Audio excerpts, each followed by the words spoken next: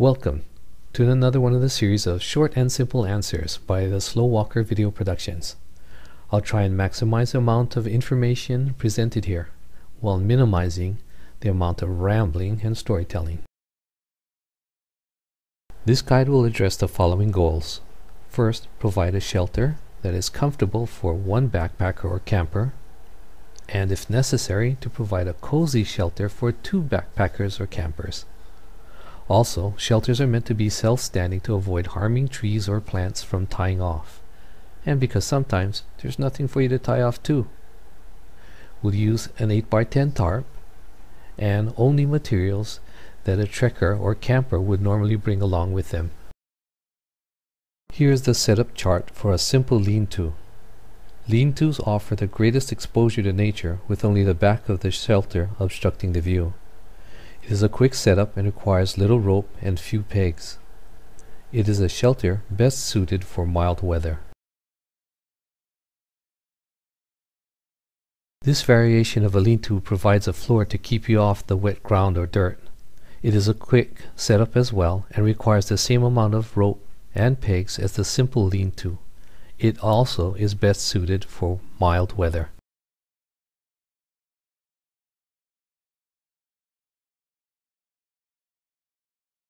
This variation of a lean-to still provides a floor, but it is a good deal less than the previous version. It does offer a rain flap or awning that diverts rain away from the floor area. It minimizes the chance of rain that collects on the rim from running back to the inside of the shelter. The awning also provides added shade when the sun is on the open side of the tarp. You might think of an A-frame as a lean-to that's bent in half. It provides greater isolation from wind and rain if both sides are pegged directly to the ground. Floor area is greatly reduced, and the height of the shelter is also low when the sides are pegged directly to the ground.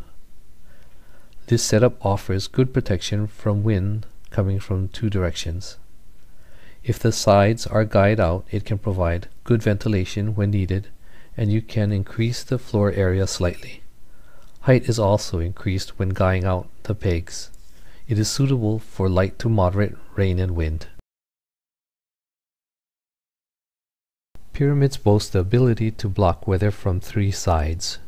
Pyramids generally require more pegs and ropes than lean-tos or A-frames.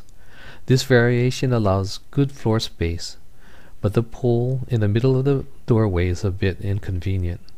Isolation from the wind and rain is superior to lean-tos and A-frames. It's roomy for one camper and can fit two, but may be a bit cozy.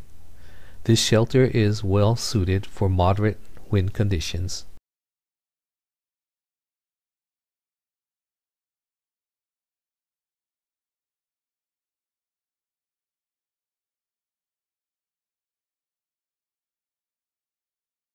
This pyramid variation gives up some floor space, but offers an unobstructed door.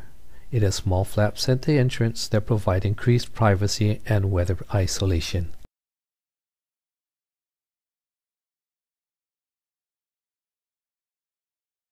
This variation provides maximum protection from weather with a streamlined profile. Flaps tucked in from the back can be used as ground cloths or to augment a separate ground cloth for greater isolation from damp ground. Flaps in the front can serve as doors to seal off the front completely or to act as vestibules to emulate windscreens for your stove that is placed outside of the shelter. Here, a second pole adds some added height to the interior, but at the cost of some inconvenience if the pole is in the shelter. Added height can be accomplished with a pole outside of the shelter using a golf ball or some other form of tie-off point. So, how do you choose which setup you want to use? Here's some criteria that will help you with your choice. First, comfort. Is it enough shelter for you and your equipment that you'll need for the evening? How much nature do you want to let in? Do you place more value on having a view than needing walls to make you feel secure? That brings up a question of privacy. When camping with others, can you change your clothes in your sleeping bag? Or, with 3 walls and a door, better preserve your modesty as you change from wet clothes to dry before you enter into your sleeping bag? Winds that are strong or continually changing directions may require 3 walls and a door to keep you comfortable, especially if those winds are driving heavy rain.